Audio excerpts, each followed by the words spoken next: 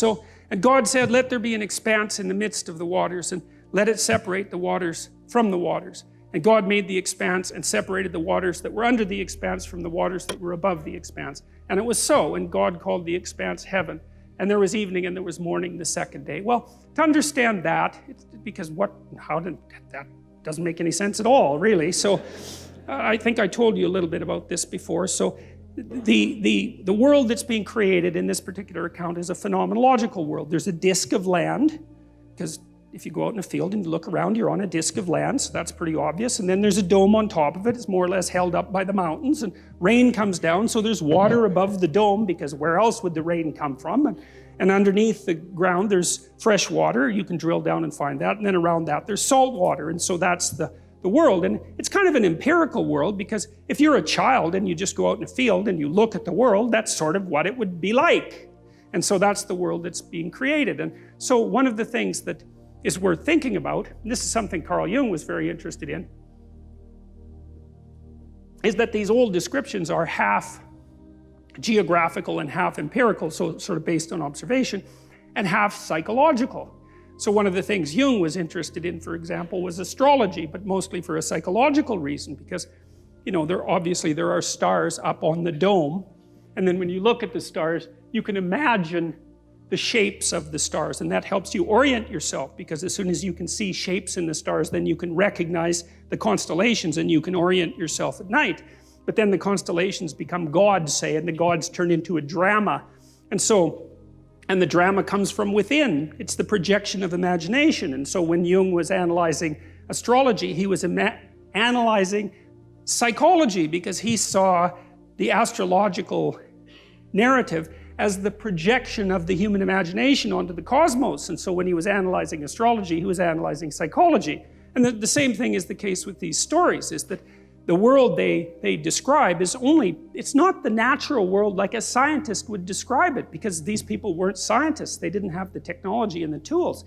It was the way for them it was the world. For us, it's the way they saw the world. And so we're looking at the way they saw the world, and a lot of that's psychology, and we share that psychology to a large degree with those people. So in this is psychology. But it's interesting to know what the geographical substrate is, so that you can kind of understand the stories. And I like this picture, because it's great from a psychological perspective. It's a very famous picture, and you know, so basically what you have here is the world as we know it, and there's the dome with the sun and the moon on it and the stars, and then if you look outside what you know, well then you're out into this cosmic space, right? And those are like the wheels of the planets, and the music of the spheres, and that's the ever-present explorer who's gone beyond the domain that he can understand and is peering out into the unknown as such. And it's a psychological picture. It's like, because you do know some things, and then outside of that there are things you don't know, and when you're feeling brave, you put a foot or two out where you don't understand, like, because there's frontier everywhere, right? And if you're feeling heroic and you want to do something for the world and you want to expand what you understand, you poke your head through what you know and you take a look at whatever structure is out there. And you know, he's pretty smart, because most of them is still where it's safe, and I would say that's a good thing, because if you jump right out there, well, then maybe you fall off the edge of the earth, and I wouldn't precisely recommend that, especially if you do it accidentally.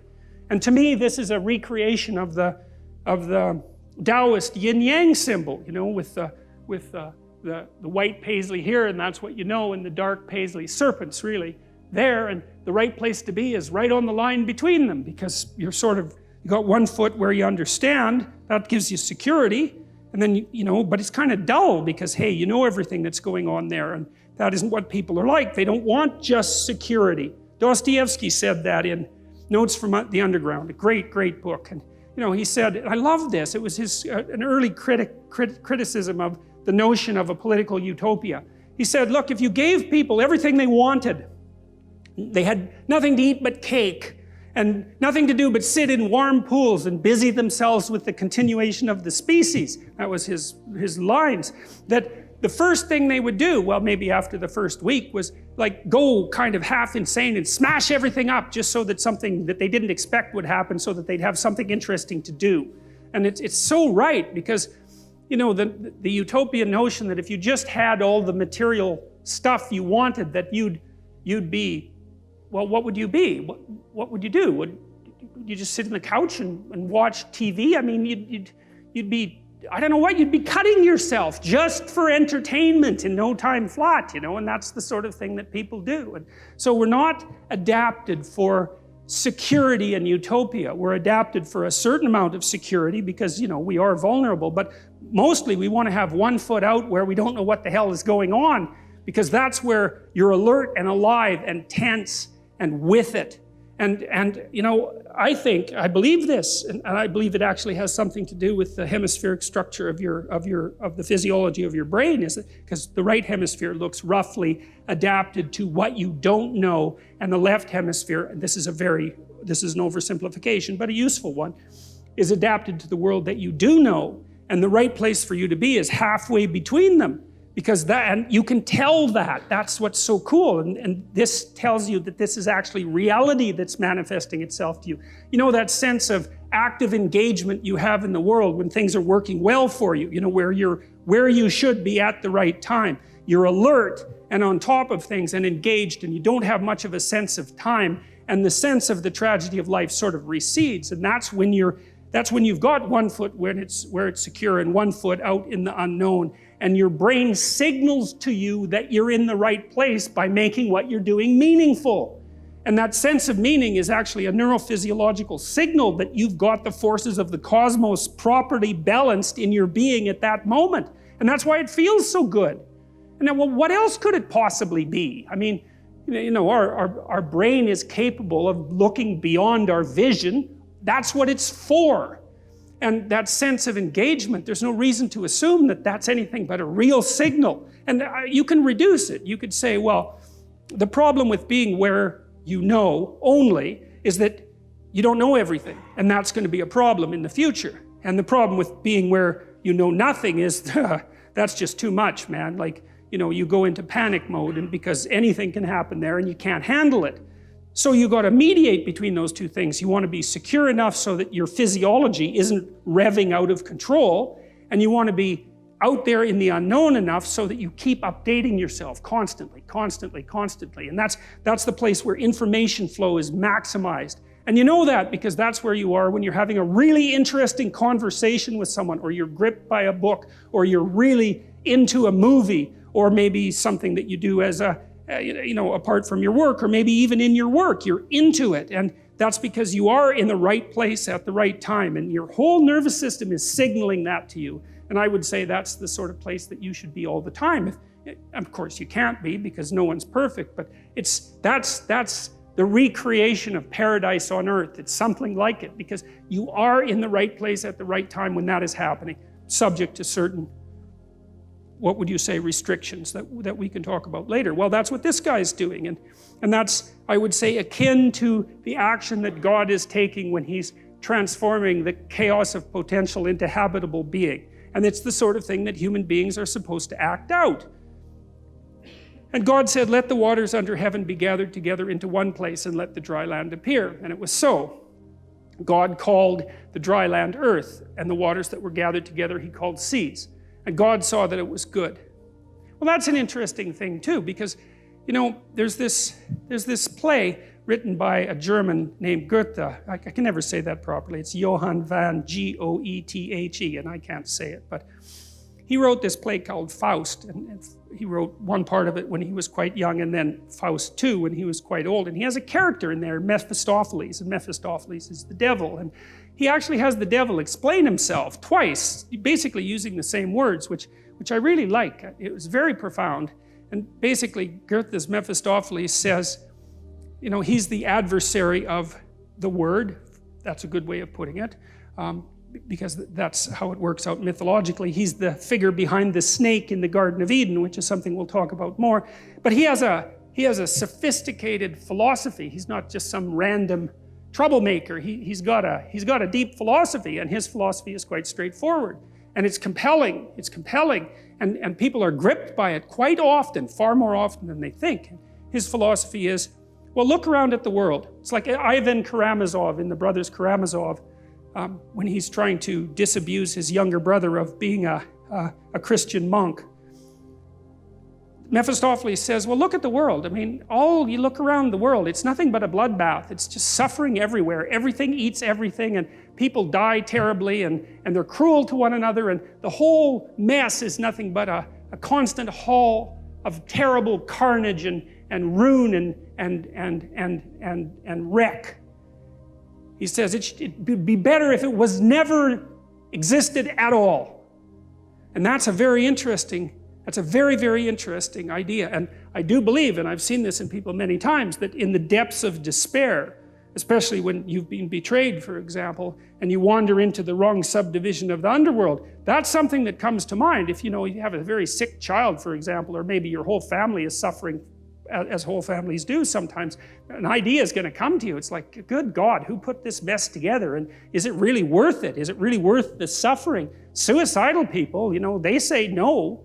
They say, no, enough of this. And you have to be pushed a long way, generally speaking, before you'll actually commit suicide. You have to be in very, very desperate straits. But your answer under those conditions is that being is such that it would be better if it had never been.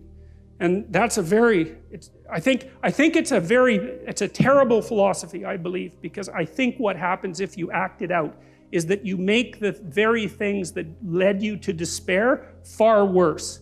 And I can't see that if it's reasonable to draw a logical conclusion that suffering justifies your desire to make being end, that the answer to that can't be to produce more suffering. That just doesn't make sense. And my observation has been that people who act out the Mephistophelian philosophy inevitably make suffering far worse.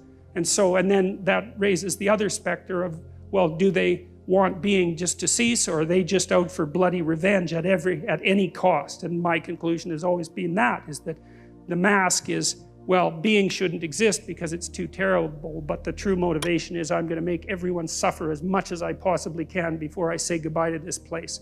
And if you read the writings of people like the kids who shot up the Columbine High School, they'll tell you exactly that that's precisely and exactly what they concluded and then acted out. So anyways, but in this, God says that it was good. And I've thought about that a lot. It's like, because the question is something like, well, is something better than nothing? Because that's a really good question, And I thought about two things in relationship to that. And one is, well, maybe it depends on how it is that you are, right? Because it could be that there are ways of being in the world that justify the world. And there are ways of being in the world that make the world unbearable. And I believe that the narrative that runs through the biblical stories is precisely a dialogue between those two types of being. And the optimistic part of the story is that being requires limitation and suffering. There's no escape from that. But there are modes of being that allow that to be perhaps even more than tolerable. Perhaps there are modes of being that allow that to be good. And it's a straight and narrow road. It's a very difficult road to tread. So I think, well, that's possible. I'm not an optimist by nature, but that's one of the things that I've conceptualized and read about that I actually find plausible, because it's certainly the case, everyone knows this, that there are ways that you can act that make things worse. Everyone knows that. And so if that's the case, there has to be the opposite, right? There has to be ways that you could act that make things better, and obviously you can act in ways that make things really way worse. And so the question is, well, are there ways that you can act that make things really much better? And I think that's the question, is, can we have our cake and eat it too? Can we have the being that requires limitation and suffering, and also simultaneously transcend that by our mode of being? And I believe that the biblical stories, and perhaps not only the biblical stories, but the biblical stories are one of the human imagination's best attempts to address and answer that question. That's what the entire story is about. So the first of it is the catastrophe of the collapse of self-consciousness and the entrance of humanity into history. And the rest of it is, okay, now we're in history. Now we know that we're going to die. We know about our mortality. We're conscious of our own being. Is there a mode of acting in the world that allows that to be justifiable, or maybe even more, that allows that to be triumphant? And then I would also say, maybe it's worth finding out, That's the other thing that's so interesting, because you've got this short time on Earth, and there's lots of things that are very, very difficult to contend with, and you have the problem of tolerating yourself even in all your insufficiency. And one of the things that seems to me to be the case is that if you adopt a sufficiently profound mode of being, if you attempt to do that, then the mere act of lifting up that weight is enough to justify the fact that you're insufficient and mortal and bound by tragedy. And I believe that, and I believe people believe that, because if you watch how people act, they look for people they admire. And they do admire people, right? It's a natural phenomenon. You see it starting with children. Children admire and then they imitate. And we look to people who seem to be able to bear the burden of being in a heroic manner, and there's something inside of us that calls to that and that makes us want to mimic that and to follow it. And I think that that's the deepest and most profound of instincts, and I think it's right. And even if you're not so convinced on the positive end, you know, because it's more difficult to be convinced of the positive, you can certainly be convinced on the negative end, because there are ways of being that are so brutal and so reprehensible that merely to read about them is enough to traumatize you. And I think that if you're a person who hasn't lost their soul completely, you can't help but encounter stories like that and shudder away from them. And you know, Alexander Solzhenitsyn, who was the person who did most to unmask the absolute horrors of communist totalitarianism, said that he believed that the Nuremberg judgments were the most important event of the 20th century. And that was the judgment at the end of World War II, that there were certain actions that no one was to undertake, no matter what their cultural background was, because they were, let's say, crimes against humanity. That there was such a thing as universal evil. And you can debate that, you know, I mean, and people certainly have, but the problem is if you debate that, then you have to say that there are conditions under which the sorts of things that happened, say, in the concentration camps, which would be the gassing of children after their torture and their forcible removal from their parents and all the terrible things that went along with that, that's just okay. It's just an opinion. It's just something that happened, and there are circumstances under which that's justifiable. If there's no transcendent good and evil underneath that argument, it's only a matter of practicality. And it seems to me that that's not the right conclusion to draw. That's how it seems to me, and that's what Solzhenitsyn concluded when he looked at the Nuremberg trials. So the notion that it was good, well, even if you don't believe that, and you know, because maybe it's not as good as it could be, I would say it's incumbent on you as someone who participates in the process of furthering creation to act as if it could be good, at least, and to further that with all of your efforts. Partly because what the hell else do you have to do that could possibly be better than that could possibly justify your existence more than that? And you know perfectly well, if you have any sense at all, if you think clearly about it at all, is that that's what you want to see in everyone else. You know, you're desperate and maybe you're cynical, and now and then someone appears that acts at least momentarily like a light in the darkness, and that lifts your spirit up and gives you a little bit of hope and maybe helps you continue on. Well, that's obviously a call to being. It's a statement from your own soul that says, well, there's something about that's how you should be. And maybe then, well, we get a chance to participate in what is good. I've thought too, you know, well, we'll leave that for a little later.